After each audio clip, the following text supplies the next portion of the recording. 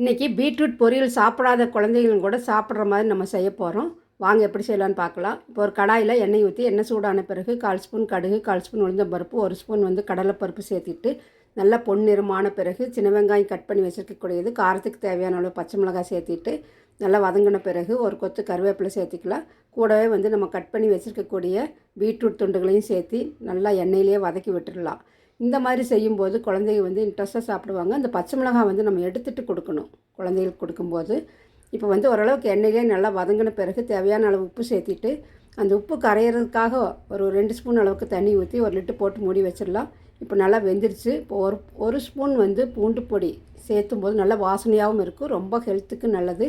ஒரு கைப்பிடி அளவு வேர்க்கடலை சேர்த்திட்டு, இது வறுத்த வேர்க்கடலை, நீங்கள் வறுக்காத வேர்க்கடலையாக இருந்தால் வறுத்துட்டு சேர்த்துங்க. அப்போ தான் நல்லா கிறிஸ்பியாக இருக்கும் சாப்பிடும்போது. இதே மாதிரி நீங்களும் ஈவினிங் டைமில் வேணாலும் செஞ்சு கொடுக்கலாம், சுண்டல் மாதிரி. தேங்க்யூ.